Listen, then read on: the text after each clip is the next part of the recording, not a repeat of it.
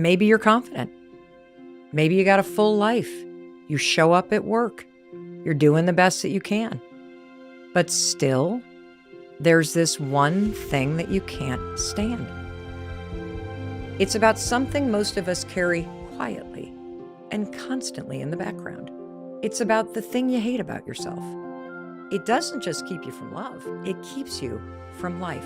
You deserve to feel like you're allowed to take up space, to be seen, and to be celebrated. I want you to stop shutting yourself down. Bring back the fun. Daily moments of joy and fun are essential for your life and your health. It actually requires you to be open to new things. Just say yes to fun. How many of us have a story like this? You know, this moment when somebody said something to you, or you walked in a room and suddenly you felt like you were the tallest or the shortest, or you didn't look like anybody else in there and you felt like you didn't belong, and you started believing there was something wrong with you. Your height, your skin, your stomach, your face, the acne, hair, lack of hair. I mean, who hasn't looked in the mirror and thought, I hate this. I hate how I look. Why do I look like this? I wish I could look like that. But when those thoughts become the soundtrack in your mind, when the thoughts about your body or your acne steal your confidence, and they make you believe that you're not smart enough or worthy of love and happiness because of how you look, that's a problem. It's about something most of us carry quietly and constantly in the background.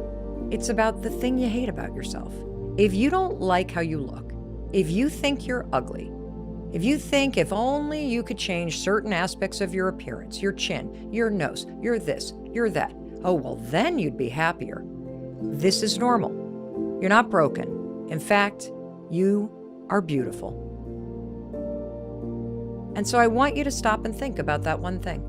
Is it your complexion, your body, your teeth, your thighs, your voice, your face, the way it looks in photos, your hair? That thing that you constantly zero in on and rip apart. That thing that makes you want to hide or not smile or not speak up at work. But what's really going on underneath all this criticism is deep down, you're afraid that what you look like is going to get in the way of the life you want.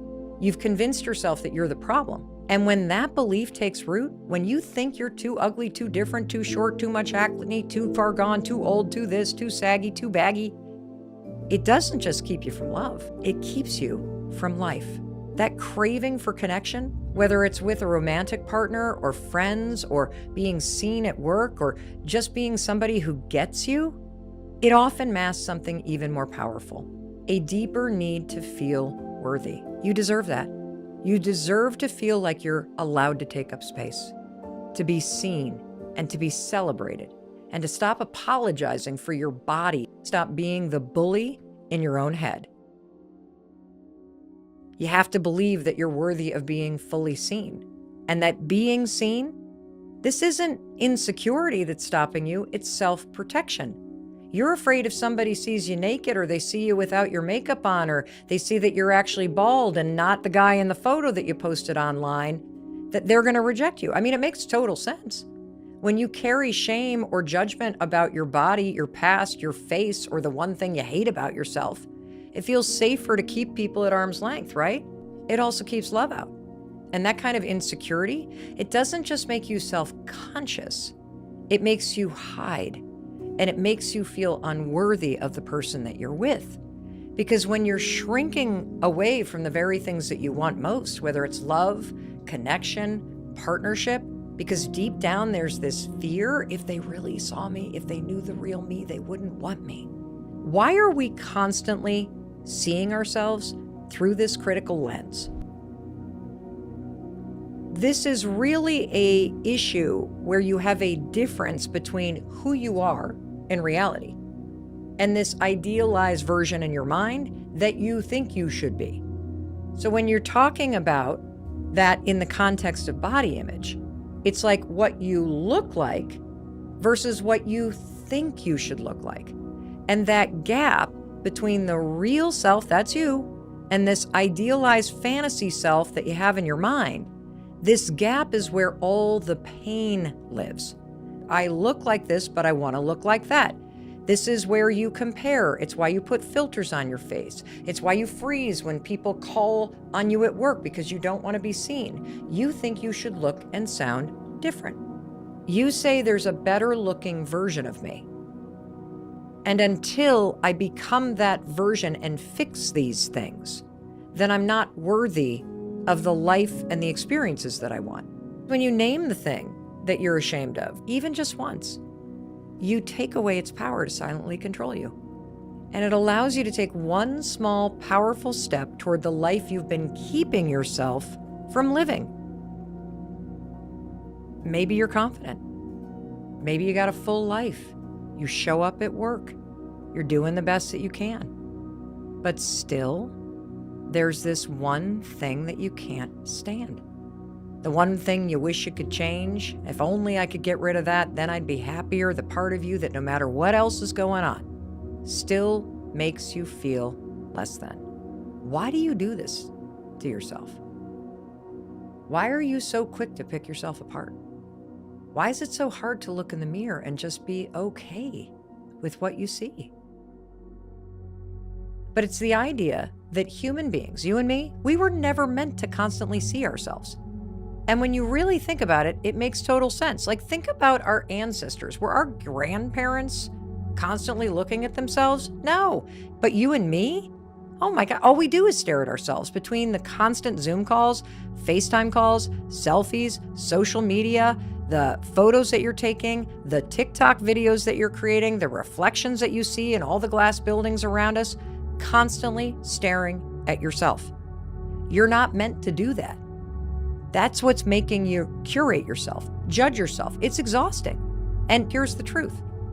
Everybody feels the same way. It's the world we live in. You're not alone. And I'm here to tell you it's not your fault. And I have science to back this up. What's the research here?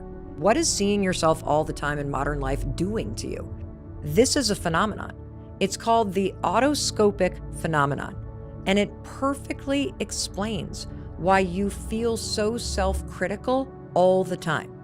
That human beings, you and me, we are actually not wired to see ourselves outside of ourselves.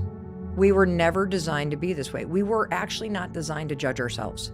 We were designed to judge other people, either for connection or to be like, uh-oh, stay away from that person. But now, because we see ourselves all the time, that judging mechanism, we're now aiming it at ourselves.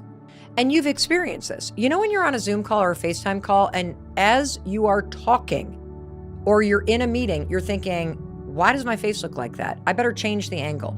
When you're staring at yourself, you lose perspective. You don't see yourself clearly. You now start judging yourself. People are not fun anymore. Not in that wild, chaotic, laugh till your stomach hurts way. Everyone's just tired, polite, curated. You go out, it's like someone turned the volume down on the entire human race. Everyone just vaguely present, but emotionally on airplane mode. We've somehow swapped personality for polish. We're all trading the same 3 opinions and saying, oh, I saw this on Instagram, like it's a personality trait. It's exhausting. We need to bring that back, the messy, the unfiltered fun, the art of talking complete nonsense, the joy of making each other laugh without needing to be clever. Honestly, that's what's missing. Real people, real personalities. Not everything needs to be intellectual or intentional. Sometimes it's okay to talk about the dumbest things. And sometimes laughing at yourself is the healthiest thing you can do. Bring back the fun. Just stop and think about it. How much time you spend on your phone, and you're so focused on how you're being perceived by other people that it just feels like life isn't fun anymore. Plus, you're probably exhausted. So fun feels like it's going to be a lot of work. And when you're exhausted, you don't want to do anything that feels like a lot of work. Because fun is not a luxury. It's not something that just is for kids or for birthday parties.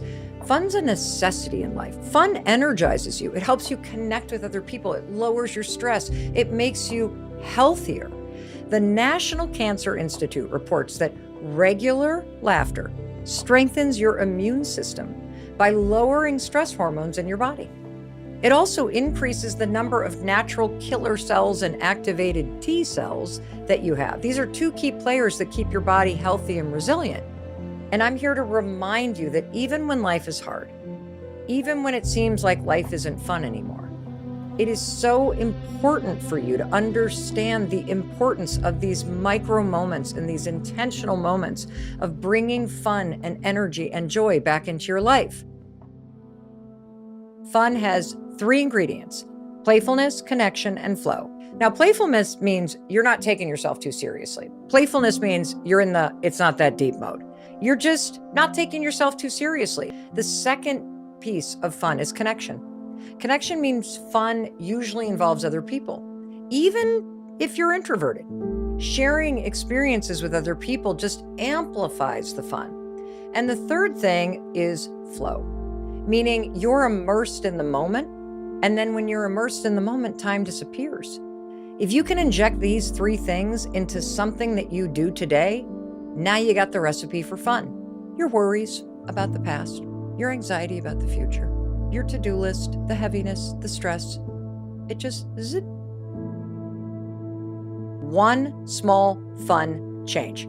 Fun doesn't have to be some big production. You don't necessarily have to dress up in a costume to have fun. Just putting on glasses that are different can be fun. Wearing socks that are different can be fun. Being a little chattier, a little more energizing. How about you decorate your desk with bright colored frames or a funky plant? Small, daily moments of joy and fun are essential for your life and your health.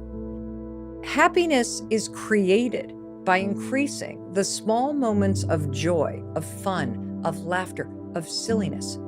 And more importantly, that when you don't have small moments of joy, happiness, silliness, fun in your life, it can cause burnout. It can cause a feeling of numbness, and it can cause more sadness in your life. So it's both a cause and a contributing factor to why you're so exhausted. And it's also the antidote. It's also the thing that can lift you up. Because if you're not having any fun in your life, everything does feel heavier and more serious. If you don't have the ability to escape the stress that you feel by laughing or mixing things up with your friends or, being silly at times, it makes things more serious.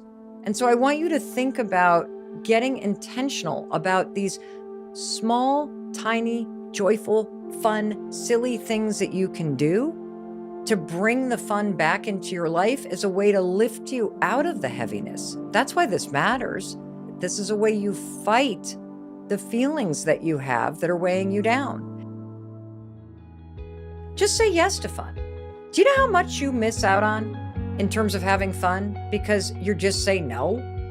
I want you to stop shutting yourself down. Fun is not about saying no. It's about saying yes. When a friend says, "Do you want to try a new dance class with me?" Yes. Do you want to take a break and go grab a coffee? Yes.